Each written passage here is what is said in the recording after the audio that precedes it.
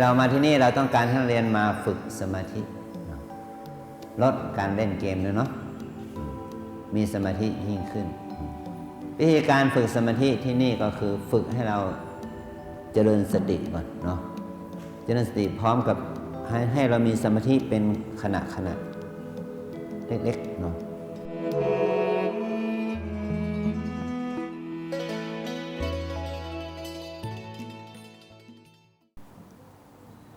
ขอแสดงความยินดีกับท่านพลันสิริตลอดถึงท่านผู้ในการสนันพกรพิสอนและครูบาอาจารย์เรามาถึงผู้ปกครองของลูกพ่อแม่นะและพวกเราทุกคนที่ได้มาเข้าโครงการฝึกอบรมเพื่อเพิ่มคุณค่าของชีวิตเราอยู่ในการศึกษา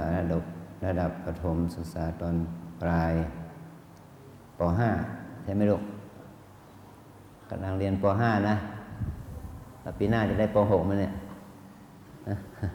ปีหน้าจะเรียนป .6 ไหมหรือว่าจะเรียนป .5 ต่อเรียนป .6 ต่อเนาะถ้าเราจะให้เราได้เรียนป .6 ยังมีคุณภาพเนาะก็ต้องเรียนป .5 ให้ดีใช่ไหมเรียนป .5 ดีความรู้ดีไปเรียนป .6 มันก็สบายเนี่ยนะเราจะเรียนป .6 ในเรียนวิชาอะไรบ้างเนี่ยลูก1 2 3รู้ไหมคงจะใกล้เคียงกับป .5 เนาะวิชานั้นวิชานี้เนาะป .6 ก็เพิ่มขึ้นเนาะเรียนมากขึ้นในวิชานั้นๆเช่นคณิตศาสตร์เนาะมันเรียนเนาะ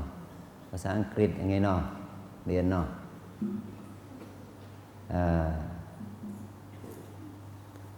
วันนี้เรามาเรียนอะไรเนี่ยมาเรียนอะไรลูกที่นี่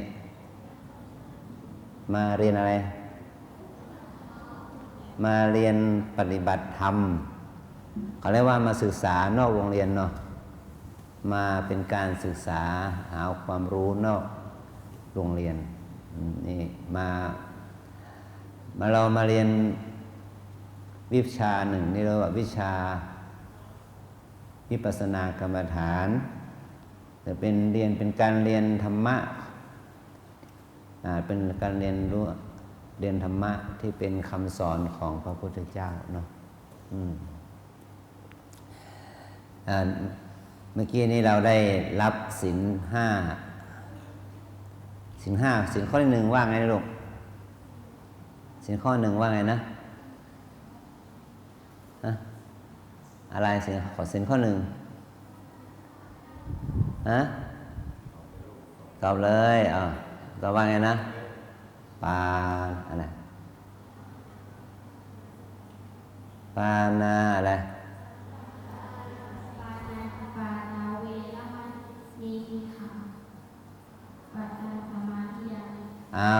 นี่เป็นภาษาบาลีเนาะนี่เป็นภาษาต่างประเทศแล้วเนาะเป็นภาษาต่างประเทศนะภาษาบาลีนี่ถือเป็นภาษาต่างประเทศนะเป็นภาษาของชาวอินเดียเนาะปานาติปาตาเวรมณีสิกขาปะทังสมาธิยามิ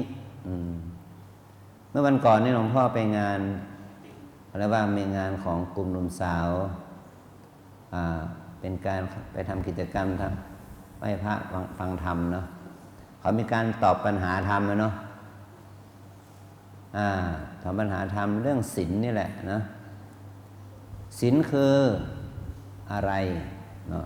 ข้อห้ามเนาะว่าไปเนาะอย่างปานาติปาตาเวรมณีสิกขาปะทังสมาธิยามิถ้าแปลเป็นภาษาไทยนะพอให้เราเข้าใจเนาะเดี๋ยวก็แปลไทยเป็นไทยดีก็ได้เนาะ ข้าพเจ้าก็คือพวกเราเลยนะข้าพระพุทธเจ้าเนาะขอสมาทานคำว่าสมาทานเนี่ยแปลว่ารับเอามาถือปฏิบัติด้วยความเต็มใจเนาะสมาทานเนี่ยนะ มันจากคำว่าสังแปลว่าดีงามอาทานะแปลว่าถือเอารับเอาด้วยความดีนะด้วยความเต็มใจด้วยความดีงามเนาะด้วยความเต็มใจว่าข้าพเจ้าจะขอเว้นเวรมณีนะเวรมณีแปลว่าขอเว้นจากการปาณาติปาตาแปลว่าปาณาติบาตขอเว้นจากการฆ่าสัตว์หรือว่าขอเว้นจากการกระทำให้สัตว์ที่มีลมปราณสัตว์ที่มีลมปราณคือสัตว์ที่มีลมหายใจแหละอย่างเนาะฉะนั้นสัตว์ที่มีลมหายใจเนี่ยเป็นอะไรบ้างล่ะปูปลาเป็ดไก่ช้างม้าลิงคนสัตว์เป็นสัตว์ที่มีลมหายใจทั้งนั้นเนาะถ้าสัตว์บกก็หายใจด้วยอากาศที่เป็นแก๊สใช่ไหมแต่ถ้าสัตว์น้ำแล้วมันก็หายใจด้วยอากาศที่เป็นองค์ประกอบของเหลวเนาะดูดอากาศจากน้ำใช่ไหมแล้วก็กรองออกมาจากอากาศจากน้ำนั่นแหละมาหายใจเนาะอันนี้คำว่าปานะนี่แปลว่าลมหายใจปานะนะปานะแปลว่าสัตว์ที่มีลมปราณไม่ใช่ปานาไม่ใช่ปลาตามทุ่งนาไม่ใช่งั้นนะปานะนี่เป็นตัวนี้แปลว่าสัตว์ที่มีลมหายใจอติปาตะอติแปลว่าก้าวล่วงไปอย่างรวดเร็วปาตะแปลว่าตกไปหมายความว่าเราจะงดเว้นจากการเราจะขอสมทานคือการประพฤติข้อศีลว่าข้าพเจ้าเนี่ยจะงดเว้นจากการไม่ทำให้สัตว์ที่มีลมปราณเนี่ยตายไปโดยที่เป็นด้วยเจตนาของเราเช่นว่าเขามีอายุ7 วันเนาะสมมติว่ายุงเลยเนาะมันบินขึ้นมาจากน้ำเนาะมากัดเราเลยเนาะจริงๆมันจะต้องอยู่ได้อีกเท่าไหร่21 วันหรือ7 วันเนี่ยเราก็ไปตบมันแจ้งอย่างนี้เนาะฆ่ามันเนี่ยถือว่าไปตัดวิถีชีวิตเขาน่าจะอยู่7 วันเราไปฆ่าเขาซะละเนี่ยเขาตายก่อนเวลาเนาะอย่างพวกเราเนี่ยจะมีอายุเท่าไหร่นะลูกประมาณสักกี่ปีตอนนี้เรา11 ปีเราจะอยู่กี่ปี80 ปีหรือ90 ปีหรือ100 ปีมนุษย์ของเรานี่อายุเฉลี่ยกันเนาะอายุขัยเฉลี่ยก็ประมาณเดี๋ยวนี้เขาเฉลี่ยทางโลกนะคือ72 ปีนะอายุขัยเฉลี่ยของมนุษย์เรานะหญิงและชายนี่อยู่ในประมาณ72 ปีโดยเฉลี่ยนะลูกนะแต่บางคนอาจจะ90 ปี100 ปีก็มีบ้างเนาะบางคนก็30 50 ปีใช่ไหมแต่เอามาเฉลี่ยทั้งหมดเนี่ยอายุของมนุษย์เราจะอายุประมาณ72 ปีนะตอนนี้เรา11 ปีใช่ไหมเราจะต้องมีอายุอีกกี่ปีนี่เอา11ไปลบ72นี่เหลือเท่าไหร่61เราจะอยู่อีก61 ปี61 ปีเนาะ เราจะอยู่อีก61 ปีจึงจะได้72 ปีเนาะแต่บังเอิญนะมีคนใดคนหนึ่งเนาะมาฆ่าเราอย่างเงี้ยตอนที่อายุ11 ปีอย่างเงี้ยเนาะเราก็เลยขาดโอกาสที่จะอยู่กับโลกเนาะจะหายใจมีชีวิตอยู่กับโลกนี่ไปตั้งอีก61 ปีคนนั้นจึงถือว่าเป็นคนผิดเนาะมาตัดรอนชีวิตเราอย่างเงี้ยเนาะเราน่าจะอยู่ไปอีก61 ปีเนาะจะได้เห็นโลกเยอะๆเนี่ยหลวงพ่อเนี่ยอายุ62 ปีเนาะถ้าอายุ72 ปีใช่ไหมหลวงพ่อยังมีเวลาอีก10 ปีอยู่ดูโลกนี้เนาะถ้าใครมาฆ่าหลวงพ่อตายเนาะแสดงว่าเขาก็มาตัดรอนโอกาสของหลวงพ่ออีก11 ปีใช่ไหมเนี่ยนะอีก10 ปีนะ62อีก10 ปีก็หรือว่าเขาก็ผิดใช่ไหมเขาตัดโอกาสเราผิดศีลธรรมล่ะฉะนั้นถ้าเราอยากจะให้คนอื่นมีอายุยั่งยืนเราก็ต้องไม่ฆ่าเขาเนาะเราก็จะไม่ฆ่าเขาแม้แต่สัตว์เนาะเราก็จะไม่ฆ่าเขาอย่างนี้นะตอนนี้เราก็อาจจะมีความคิดว่าถ้างั้นเราก็ไม่มีไก่ไม่มีปลาไม่มีเนาะกุ้งไม่มีป ปูปลาไม่มีเป็ดไก่กินนั่นสิเนาะทำไงดีฮะเราไม่ฆ่ากันเนาะเราไม่ฆ่าสัตว์เราจะมีกินอาหารโปรตีนมาแต่ไหนใช่ไหมแต่ในธรรมชาติของสัตว์มนุษย์เราเนี่ยลูกนะมนุษย์เราไม่มีเขี้ยวอย่างเสือเนาะไม่มีเขี้ยวอย่างเสือใช่ไหมไม่มีเขี้ยวอย่างหมีอย่างเสืออย่างสุนัขอย่างนี้เป็นต้นเนาะอย่างแมวนี่เนาะเพราะสัตว์เหล่านี้มันเป็นสัตว์กินเนื้อมันจึงมีเขี้ยวเนาะครับแต่พวกเรานี่มีเขี้ยวไหมมีฟันแต่มันไม่มีเขี้ยวอย่างเสือไหมยาวออกมาพิเศษมีไหมถ้ามีอย่างนั้นเขาเรียกว่าอะไรแดกูล่าเนาะ ใช่ไหมเราไม่มีฟันเขาเรียกว่าฟันกัดไม่มีฟันกัดแต่พวกเรานี่เป็นฟันแบบเรียบฟันอย่างนี้เขาเรียกเป็นสัตว์กินพืชรู้ไหมลูกฟันเรียบอย่างพวกเราเลยนะมันเป็นสัตว์กินพืชมันต้องมีการเคี้ยวเนาะมันเลยต้องมีฟันแบบนี้ฟันเรียบๆนะเรามีฟันโง่ออกมา4 ฟันใส่4 ซี่นะเป็นอะไรนะเป็นผีดิบนะเนาะเป็นดูนางผีดิบเนาะเป็นฟันใช่ไหมอย่างนั้นเพราะมันกินเลือดเนาะอันนี้เราก็แต่บังเอิญว่าเมื่อมนุษย์เราเนี่ย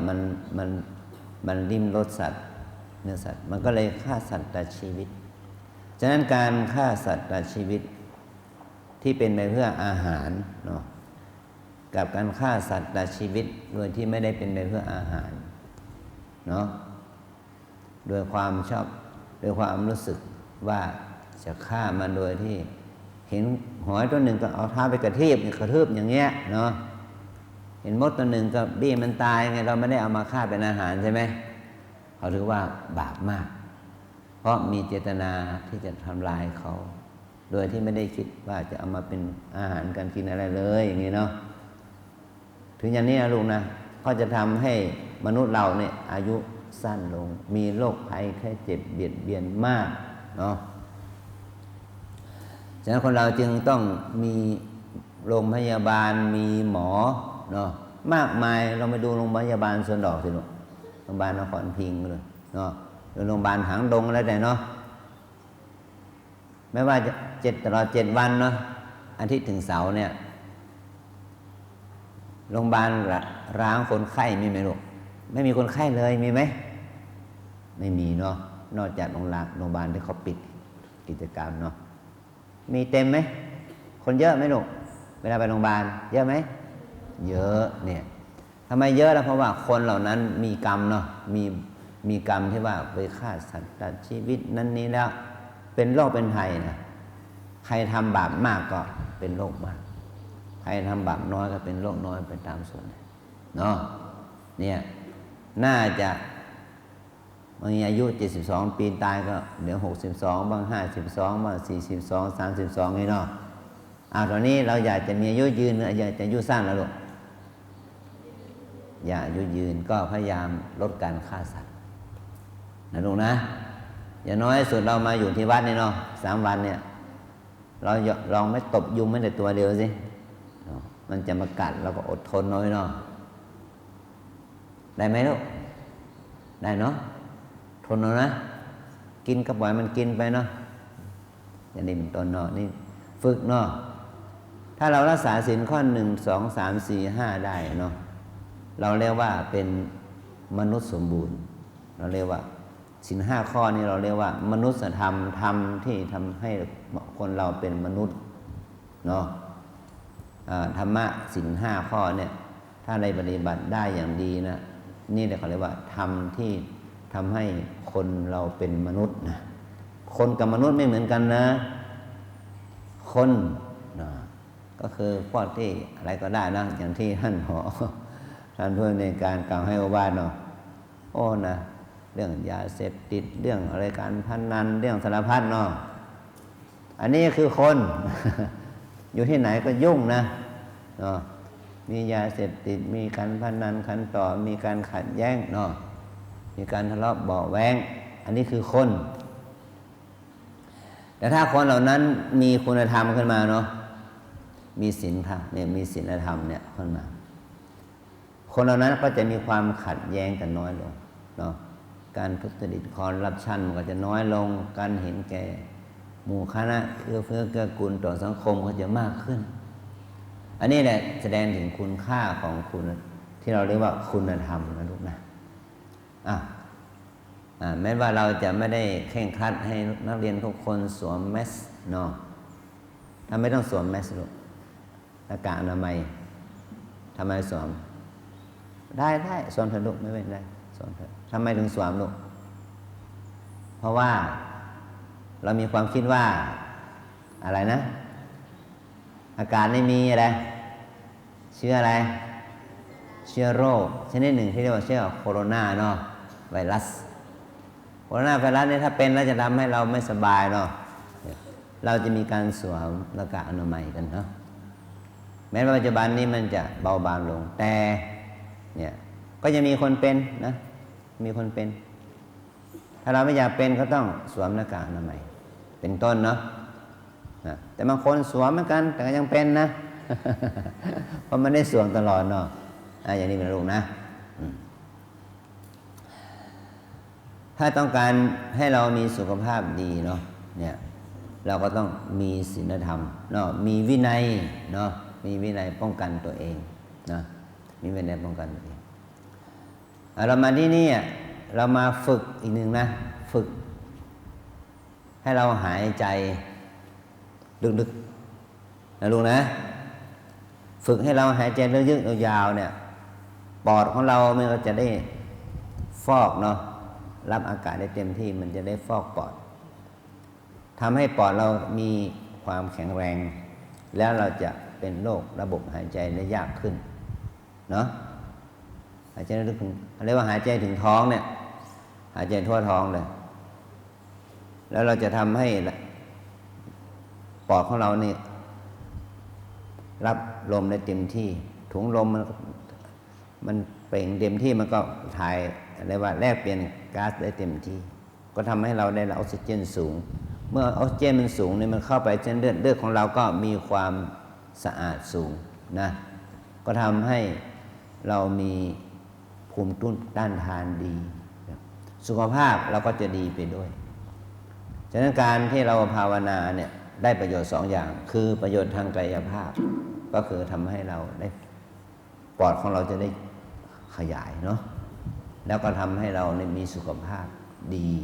2ก็ทำให้เรามีสมาธิดีนะเมื่อเรามีลมหายใจเราก็มีสติสมาธิอยู่กับลมหายใจเข้าหายใจออกเราก็จะมีสมาธิดีก็เรียกว่าฝึกให้เราเองมีสมาธิเมื่อเรามีสมาธิดีนี่ก็ทำให้สมองของเราเนาะได้ทั้งลมหายใจคืออากาศไปเลี้ยงสมองเนาะแล้วสมองของเราก็จะจัดระบบเนี่ยจิตใจมันก็ฟุ้งซ่านน้อยลงอย่างนักเรียนเขาเรียกว่าผลของการมีสมาธิดีคือการอ่านการฟังก็จะมีคุณภาพทำให้เรามีความจำดีทำให้เรามีสมาธิดีทำให้เรามีปัญญาดีขึ้นมาได้นะถ้าเราต้องการมีความจำดีมีความคิดดีเนาะเราก็ต้องมีสมาธิดีด้วยในฉะนั้นเรามาฝึกที่นี่เราจะมาฝึกให้เราได้เรียนรู้กันพัฒนาสมาธิเนาะเมื่อสมาธิเราดีขึ้นการเรียนมันก็ดีขึ้นเช่นการอ่านเนาะอ่านก็อ่านถูกเนาะเขียนถูกนะเรียบเรียงข้อมูลถูกนะเมื่อเราอ่านถูกเขียนถูกเรียบเรียงข้อมูลถูกมันก็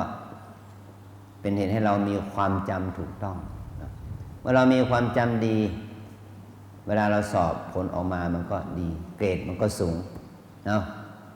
โดยที่ว่าโดยเฉพาะวิชาที่เราใช้ทักษะในการอ่านและจำนะลูกนะและรวมไปถึงว่าถ้าเรามีความสงบมีสมาธิดีเราจะมีความคิดดีคำนวณอะไรก็ถูกต้องดีขึ้นนี่เป็นผลของการเราได้ฝึกนะฝึกให้เราเองมีสติมีสมาธิอันนี้คือเป็นสิ่งที่มันเป็นขั้นพื้นฐานที่นักเรียนเรา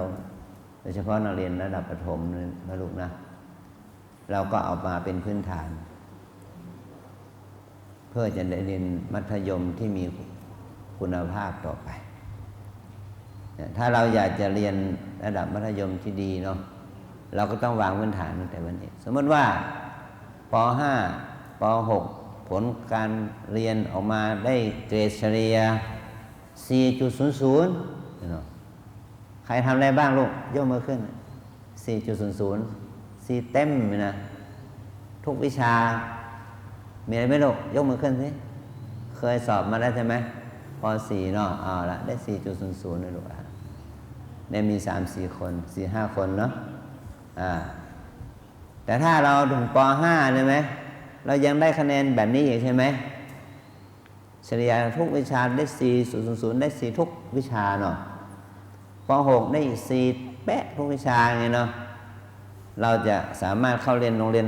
หังลงวิทยาคมไหมลูกราชอุปถัมภ์เข้าได้ไหมลูกได้เนาะเอาจะไปเรียนต่อทางอะไร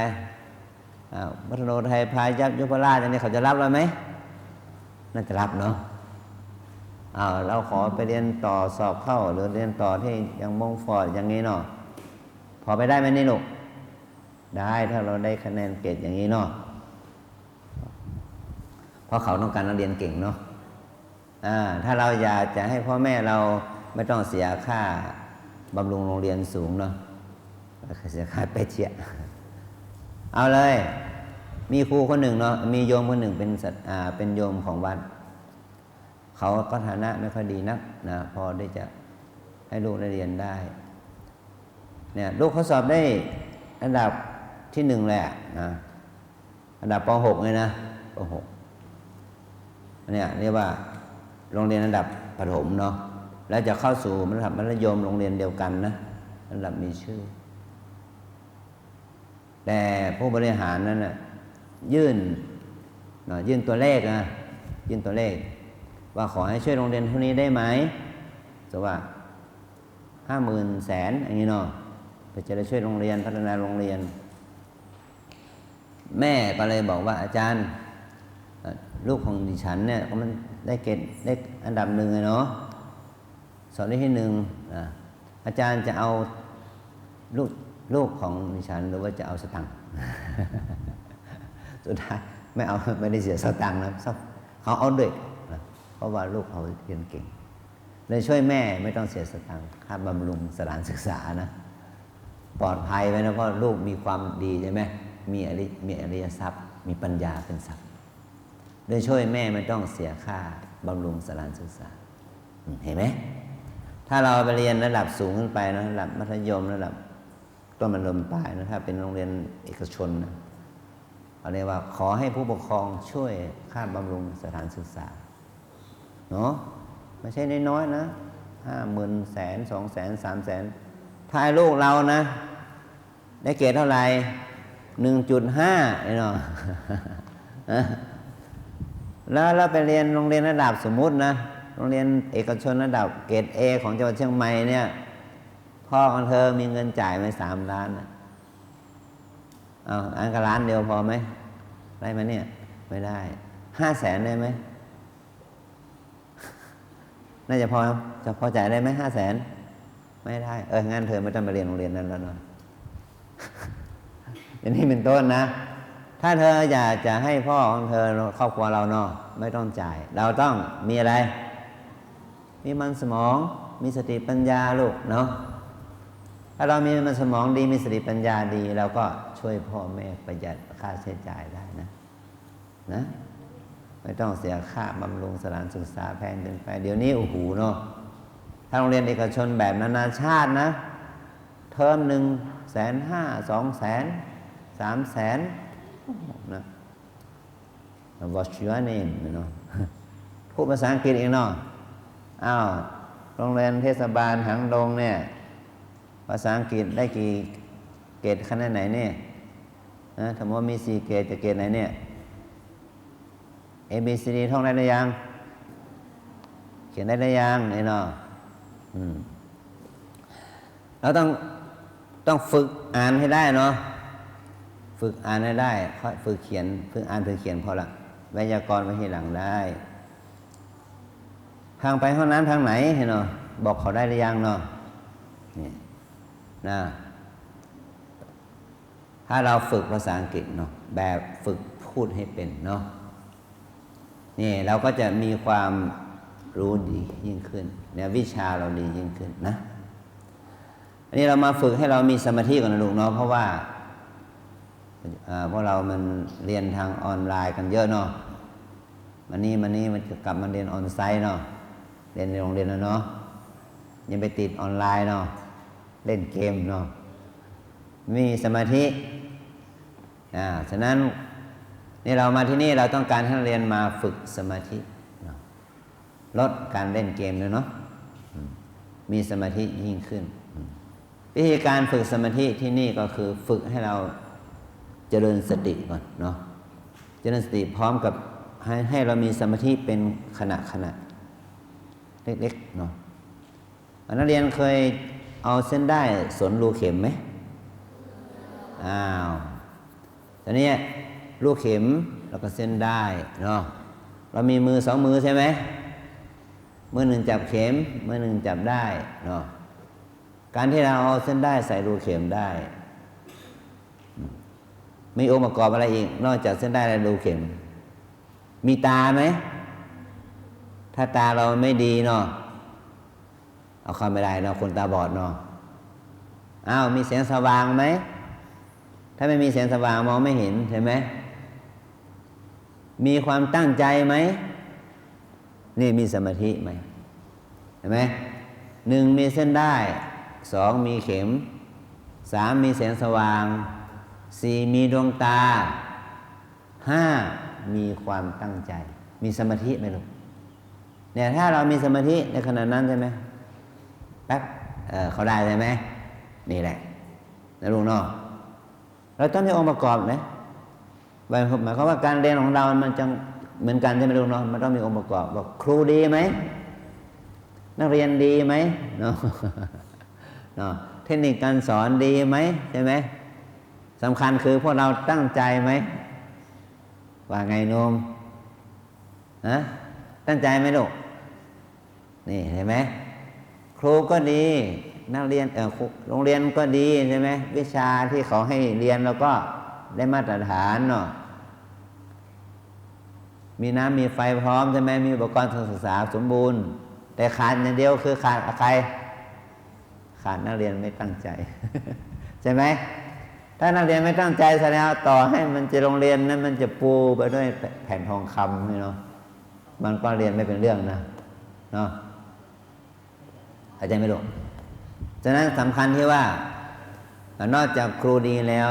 นักเรียนก็ต้องดีด้วยเนาะนักเรียนก็ต้องมีความพร้อมที่พ่อเปรียบเทียบเนาะว่าเข็มมีเนาะเข็มมีรูเข็มเนาะเส้นได้มีเส้นได้ก็ทำให้ปลายแหลมแล้วเนาะเราต้องเพิ่มดวงตาดีไหมถ้าบางคนสายตาสั้นเกินไปเนาะสายตายาวเกินไปไม่ได้ปรับเลนส์ปรับแว่นใช่ไหมทำได้ลำบากเนาะแต่บางทีไปอยู่ในที่มืดทำไม่ได้เนาะทุกอย่างมีพร้อมแต่ว่าใจฟุ้งซ่านเนาะหรือว่ามือสั่นอย่างนี้เนาะ เข้าได้ไหมลูกไม่ได้ไม่สำเร็จประโยชน์ใช่ไหมฉะนั้นนักเรียนก็ต้องมีความพร้อมนะลูกเนาะว่าเราจะต้องมีความตั้งใจเนาะเนี่ยเราต้องเพิ่มความใส่ใจใช่ไหมเพิ่มการอ่านเนาะเพิ่มการฟังเนาะตรงเวลามีศีลเนาะห่างไกลอบายมุขเนาะไม่เข้าไปหมกมุ่นเกี่ยวกับสิ่งเสพติดใช่ไหมลูกเนาะเนี่ยแล้วก็หาสาระความรู้ทางวิชาการไม่ใช่เฉพาะในตำราเรียนเท่านั้นนะนอกตำราเรียนก็มีเยอะแยะเนาะถ้าเราจะเอาจาก Facebook จากอะไรสารพัดใช่ไหมมันมีเยอะแยะมากมายความรู้ใช่ไหมเราจะเรียนภาษาไหนภาษาจีนภาษาเกาหลีญี่ปุ่นภาษาอังกฤษเรียนในนั้นเนาะเรียนไปทาง YouTube ก็ได้ใช่ไหมเยอะแยะอย่างนี้เป็นต้นเนาะเนี่ยฉะนั้นแม้แต่เรียนพุทธศาสนาใน YouTube เยอะแยะนะคำเทศบทเทศนี่นะอยู่ใน YouTube มากมายจะไปฟังจากหลวงพ่อในครูบาอาจารย์ได้มีหมดแต่ว่าถ้าฟังอย่างเดียวเนี่ยมันไม่เวิร์กเนาะมันไม่ดีเท่ากับเอามาเข้าคอร์ส เอามาเข้าค่ายเนาะเนี่ย หลวงพ่อจะพูดไปอย่างนี้ตั้งแต่เช้ายันค่ำนะเราก็ไม่ดีขึ้นหรอกเท่าไหร่หรอกเนาะเราจะแต่สู้เราให้เรากราบเราเดินเรานั่งในตัวเองเนาะอย่างนี้นะเราจะได้เรียนรู้จากตัวเองเนาะเราจะได้ฝึก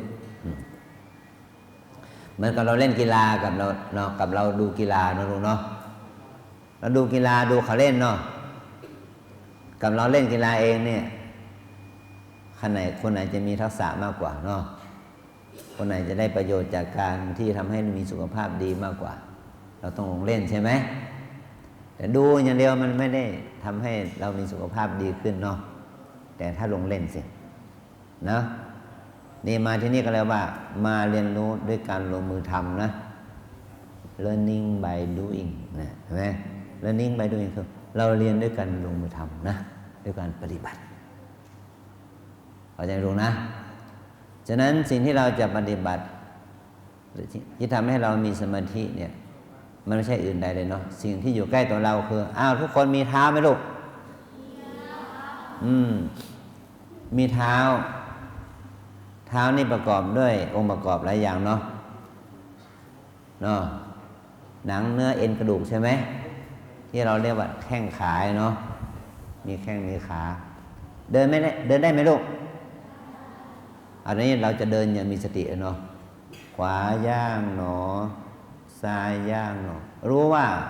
เท้าขวาก้าวไปเท้าซ้ายก้าวไปยังมีสตินะเดินยังมีสติอย่างนี้เนาะเดินก็จะได้บุญถือว่าเป็นการเดินภาวนาเนาะเดินทำให้เรามีสติสมาธินะลูกนะหายใจมีลมหายใจไหมลูกที่วัดน้ำเปิงมีอากาศไหมที่บ้านเรามีอากาศไหมที่โรงเรียนเขามีอากาศไหมลูกก็แสดงว่าทุกคนก็มีลมหายใจไหมทุกคนมีลมหายใจแต่ทุกคนไม่ได้บุญกับการหายใจเรามาที่นี่เราจะหายใจเอาบุญนะหายใจอย่างมีสติหายใจเข้ารู้ว่าท้องพองขึ้นหายใจออกรู้ว่าท้องยุบลงเนี่ยที่ว่าหายใจทั่วท้องหายใจเต็มปอดเลยนะแล้วเราก็จะได้บุญจากการมีสมาธิจากการหายใจนะเมื่อเรามีสมาธิจากการหายใจเนี่ยก็ทำให้จิตใจของเราสงบความฟุ้งซ่านความโกรธโลภหลงก็จะเบาบางลงนะนักเรียนเป็นตัวน้อยๆอย่างนี้นะมันไม่ได้เป็นตัวสร้างปัญหาถึงขั้นทุจริตทำความชั่วอะไรกับสังคมมากมายลูกแต่ทำไมเราเอาเรามาปฏิบัติเราต้องการให้ลูกเนาะลูกนักเรียนชายหญิงนะลูกนะให้เป็นการปลูกฝังขั้นพื้นฐานไว้เนาะมันเป็นต้นไม้ใหญ่ลูกมันมาจากเม็ดนะเม็ดแล้วก็งอกเงยออกมาเป็นต้นกล้าใช่ไหมถ้าต้นกล้านั้นโตขึ้นมาแล้วเราก็เอาไปปลูกพอปลูกแล้วมันอีก10 ปี20 ปีข้างหน้ามันก็มีดอกมีผลใช่ไหมถ้าเราไปซื้อต้นไม้ใหญ่เนาะต้นขนาดนี้เนาะจากสวนเนาะราคาแพงไหมลูกแพงมากเป็นหมื่นเป็นแสนถ้าต้นไม้หายากเป็นล้านก็มีนะถ้าต้นแค่ศอกแค่คืบมันก็ราคา20 บาท50 บาทมีเนาะก้าแต่ถ้าเป็นก้าเล็กๆมันก็5 บาท10 บาทอย่างนี้เป็นต้นนะถ้ามันโตมาเท่าไหร่ก็มูลค่าก็เพิ่มฉะนั้นกล้าพันชีวิตของเราลูกเนาะเราไม่ใช่ว่าจะต้องให้เราดีเมื่อเป็นหนุ่มเป็นสาวนู่นเนาะเมื่ออายุ18 19ไม่ใช่ให้เราดีตั้งแต่อายุ11 12นี่แหละเนาะให้เป็นคนดีตั้งแต่อายุ11 12ไม่ได้เหมือนกับว่าเป็นกล้าพันธุ์ที่ดีเนาะไปขายกล้าพันธุ์ที่ดีมันก็ราคาแพงกันเนาะอย่างที่เราพูดเมื่อกี้ว่าถ้าพ่อแม่ของเราหรือว่าโรงเรียนของเราเนี่ยจะไปเป็นพาร์ทเนอร์เขาเรียกว่าเป็นกลุ่มโรงเรียนกับโรงเรียนที่มีชื่อเสียงเขาจะรับเราก็ต่อเมื่อนโยบายวิธีการสอนวิธีการบริหารจัดการแล้วก็คุณภาพของนักเรียนนั้นพอที่จะเป็นสาขาของเขาได้เนาะเนี่ยโรงเรียนเทศบาลหางดงเนี่ยนะเราไปทำเซ็น MOU กับโรงเรียนหางดงราชอุปถัมภ์ ว่าถ้านักเรียนเกรดเท่านี้เข้าได้เลยนะคุณครูเนาะใช่ไหม แต่โรงเรียนนักเรียนของเราไม่เป็นเรื่องละมันก็ไม่มีโควต้าเนาะที่จะป้อนเข้าสู่โรงเรียนระดับนั้นได้เนี่ยฉะนั้นถ้าเรามีดีใช่ไหมลูกเนาะเต็มโควต้าเลยเนาะเขาขอ100ส่ง100ได้เนาะนี่เราต้องมีคุณภาพถ้าเราไม่มีคุณภาพเขาก็ไม่รับเรานะลูกเนาะฉะนั้นเราจะทำยังไงให้พ่อแม่เราให้โรงเรียนเรามีชื่อเสียงก็อยู่ที่เราเนาะนั่นหนุ่มเนาะเจ้าหนุ่มจบแล้วจะไปทำอะไรเนี่ยยกน้ำหนักเราจะเป็นนักกีฬาอะไรเนี่ยบาสเกตบอลหรือว่าวอลเลย์บอลอะไรเนาะหรือนักมวยเบา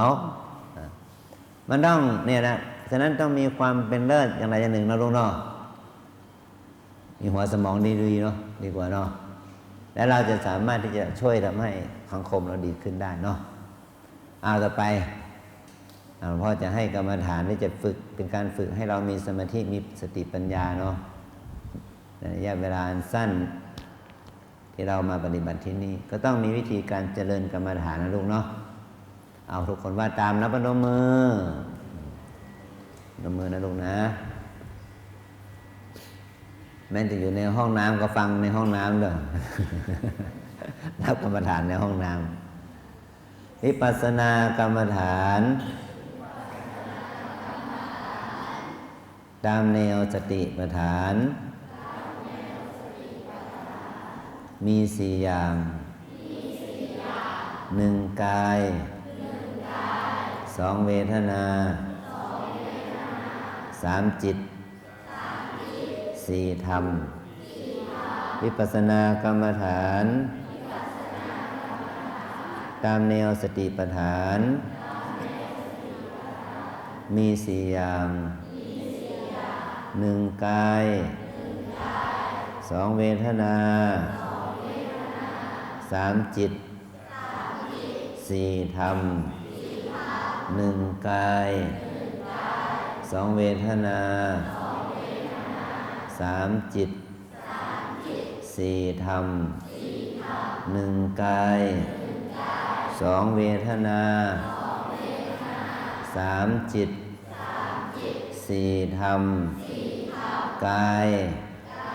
เวทนาจิตธรรมกายเวทนาจิตธรรมวาสี1 2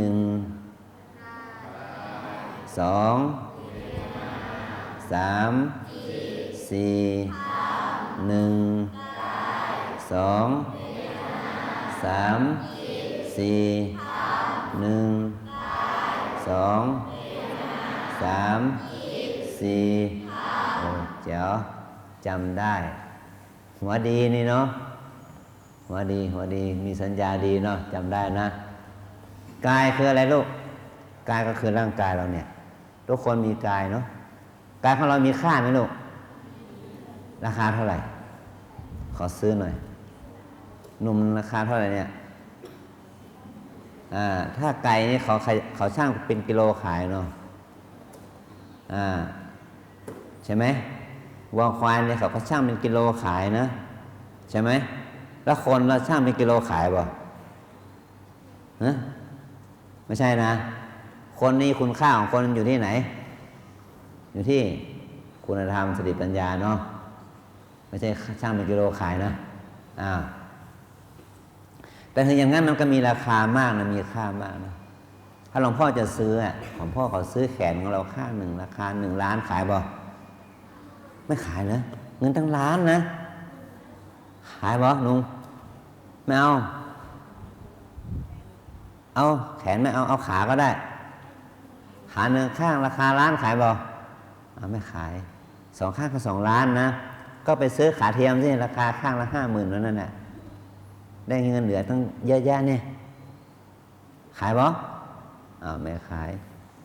อันซื้อหัวอะไรนะหัวละ10 ล้านขายบ่ ไม่ขายเหรอโอ้ราคาแพงเนาะอีหนูล่ะขายไหมลูกโอ้10 ล้านขายบ่ทั้งโน้นทั้งตัวเนี่ยขายบ่ ไม่ขายเหรอแสดงว่าพวกเรามีค่ามากเนาะเอาของมีค่านี่คนเก็บยังไงสมมติเราซื้อโทรศัพท์มาเครื่องหนึ่งนี่เนาะราคา50,000อย่างเงี้ยยี่ห้อล่าสุดนี่เนาะเราจะทิ้งกว้างๆได้ไหมลูกไม่ได้เนาะซื้อแท็บเล็ตหรือคอมพิวเตอร์มาหนึ่งเนาะโน้ตบุ๊กมา1 เครื่องไงเนาะราคา50,000อย่างเงี้ยมีค่าไหมลูกเก็บไว้ดีไหมกลัวหายไหมอ้าวไม่ได้สุดนะรองเท้านะลูกเนาะราคาในยี่ห้อนี้ราคาไนกี้เนาะยี่ห้อไนกี้ราคาเท่าไหร่สมมติราคา 1,000เนาะคู่ละ1,000กลัวหายไหมต้องเก็บให้ดีไหมอย่างนี้เนาะของมีค่าต้องเก็บให้ดีและของมีค่ามากที่สุดก็คือตัวเราใช่ไหมลูกเนาะเมื่อกี้หลวงพ่อขอซื้อตั้ง10 ล้านยังไม่ขายเลยเนาะราคาดีเนาะราคาสูงนะฉะนั้นลูกต้องใช้ชีวิตให้มีค่าสมกับราคาเนาะเพราะว่าพ่อแม่สร้างมาให้เราชิ้นเดียวเนาะตาคู่เดียวหูคู่เดียวมือคู่เดียวใช่ไหมเท้าคู่เดียวเนาะหัวก็หัวเดียวใช่ด้วยเนาะพ่อแม่เราสำรองหัวให้เรา1 หัวไหมมีหัวเดียวเนาะฉะนั้นเราต้องสาให้ดีนะลูกเนาะเราจะเอาอะไรรักษาเอาบุญรักษาเนาะบุญรักษาคือเอาสติสัมปชัญญะรักษาเนาะฉะนั้นกายเนี่ยเวลาเราเดินก็ให้เดินอย่างมีสติเนาะจะขึ้นข้างบนจะลงข้างล่างเนาะจะเป็นนั่นเป็นนี้มือเท้าที่เราจับเท้าที่เราเดินต้องมีสตินี่เขาเรียกว่าเจริญสติไปในกายเนาะเราจะได้รู้คุณค่าของกายว่ามือเท้าของเราเนี่ยมีค่าเนาะก็คือใช้ให้มันเป็นบุญนะลูกนะไม่ใช่ไปชกต่อยกันไม่ใช่ไปลักขโมยของคนอื่นอย่างนี้เป็นต้นเนาะเนี่ย2 เวทนานะนั่งนานเป็นไงปวดไหมเมื่อยไหมลูกปวดเมื่อยเนาะอยากเปลี่ยนไหมเปลี่ยนไปหลายท่าแล้วเนาะขยับซ้ายขยับขวาเนาะไปเข้าห้องน้ำท่าเป็นต้นเนาะเวลาเรานั่งภาวนาถ้ามันมีปวดเจ็บก็มีสตินะปวดหนอเจ็บหนออยากเปลี่ยนหนอขยับหนอก็ขยับได้เนาะขยับเปลี่ยนท่าได้อย่างนี้เป็นต้นนะจิตความคิดหมายถึงว่าเราฝึกให้จิตของเราเนี่ยคิดน้อยลงคือติดมันคิดอนาคตมากหรือคิดอดีตมากก็ตัดแล้วมาอยู่กับปัจจุบันฝึกอยู่กับปัจจุบันเนาะเมื่อคืนนี้นักเรียนบางคนอาจจะคิดว่าวัดลำเปิงเป็นอย่างไรหนอใช่ไหมคิดว่าวัดลำเปิงเป็นอย่างไรเนาะนี่เห็นแล้วเนาะวัดลำเปิงเนาะเริ่มเห็นแล้วเนาะเนี่ยเห็นวัดลำเปิงที่เป็นอาคารอย่างนี้เดี๋ยวก็เห็นวัดลำเปิงที่เป็นโรงฉันเนาะต่อไปเห็นวัดลำเปิงก็จะมีโบสถ์มีวิหารมีศาลานั่นนี่เดี๋ยวเราได้คำตอบเองเนาะวัดลำเปิงเป็นเช่นนี้เนาะนี่คำตอบมันจะได้คำตอบเพียงน้อยและน้อยฉะนั้น2 คืน 3 วันเนี่ยเราจะได้คำตอบว่าวัดลำเปิงเป็นอย่างไรเนาะนี่มีสมาธิช่วยไหมมีสติดีไหมพวกนี้มันพระซะด้วยนะพวกนี้นะจะได้เวียนเทียนด้วยนี่จะได้พานักเรียนเวียนเทียนด้วยเนาะได้อีก100 กว่าชีวิตเวียนเทียนเนาะซึ่งไม่เคยไปได้เวียนเทียนเข้าพรรษาไม่ได้เวียนเทียนจะได้มาเวียนเทียนที่วัดลำเปิงวันพรุ่งนี้เป็นวันพระนะเนี่ยวัดลำเปิงเป็นอย่างนี้เนาะมีทำบุญตักบาตรมีเวียนเทียนมีฟังธรรมนี่เนาะถ้าจิตมาคิดขึ้นมาคิดเนาะคิดเนาะคิดเนาะจะได้จิตจะได้สงบลงนะไม่ใช่ไม่ให้คิดนะแต่ว่าให้เราคิดเป็นทีละเรื่องละเรื่องละเรื่องหรือว่ารู้ทีละเรื่องละเรื่องละเรื่องเนาะตอนนี้เรามารู้ภาวนาแบบพองหนอยุบหนอก็ให้มันอยู่กับพองยุบนี้อย่างนี้เป็นต้นนะทุกคนมีตาไหมลูกมีหูไหมมีจมูกไหมมีลิ้นไหมมีผิวกายไหมมีจิตใจไหมเรามีพร้อมนี่เราเรียกว่าเรามีอุปกรณ์ภาวนาแล้วแล้วก็มีสติกำหนดว่าเห็นหนอเมื่อใดเห็นนั่นเห็นนี่เนาะได้ยินหนอฟังหนอกินหนอรสหนอถ้าสัมผัสว่าเย็นร้อนเย็นหนอร้อนหนอที่สัมผัสผิวกายเนาะถ้าชอบไม่ชอบขึ้นมาชอบเจหนอไม่ชอบเจหนอขึ้นมาอีกนะฟุ้งซ่านหนอรำคาญหนอสงสัยหมายถึงว่าถ้ามันฟุ้งซ่านขึ้นมากับฟุ้งซ่านหนอฟุ้งซ่านหนอรู้ตัวตัดนะสงสัยหนอสงสัยตัดตัวหนึ่งนักเรียนจะมีกันก็คือง่วงหนอ หลับหนอเนาะ นั่งหลับเลยเนาะอยู่โรงเรียนก็ฟุบหลับคาโต๊ะเนาะมาภาวนาที่นี่ก็หลับคาอาสนะอย่างนี้เนาะตัดไปเนาะทุกคนต้องเรียนทุกคนนอนยื่นมือข้างหน้าสิตึ๊บนี่เนาะมือต้องนี่เนาะต้องบิดให้เนาะเอานิ้วก้อยเข้ามากินน้อยนอนน้อยพูดน้อยปฏิบัติมากเยี่ยมนะกินน้อยนอนน้อยพูดน้อยปฏิบัติมากเยี่ยมโอเคนะกินน้อยกินพอประมาณนะน้ำหนักมันจะได้ไม่เกินเนาะ กินน้อยนอนน้อยนะนอนไม่เกิน6 ชั่วโมงนะพูดน้อยนะเงียบนะเวลาเข้าไปข้างในเงียบเนาะปฏิบัติมากๆนะเดินนั่งเดี๋ยวหลวงพ่อหลวงพี่นั่นจะพาไปเดินจงกรมนั่งสมาธินะลุงนะอาจจะขออนุโมทนาบุญกับท่านผอ.ท่านครูบาอาจารย์นักเรียนทุกคนที่เข้าสู่โครงการนี้เพื่อให้เรานั้นได้ประสบผลสำเร็จตามเจตนาความตั้งใจของตัวเราและของพ่อของแม่และของผู้บริหารโรงเรียนของเราให้เรามีสติดีสมาธิดีมีปัญญาดีสุขภาพสมบูรณ์แข็งแรงดีจนมันเกิดผลตลอดจนมันเกิดผลต่อการพัฒนาการทางด้านจิตใจและสติปัญญาคุณธรรมจะได้เป็นเหตุเป็นปัจจัยให้เรานั้นมีความสุขความเจริญด้วยปัญญาศีลสมาธิอายุวันนะสุขภาระจงมันเกิดผลแก่พวกเราทั้งหลายจงทุกข์ทนหน้ากันด้วยเทอญ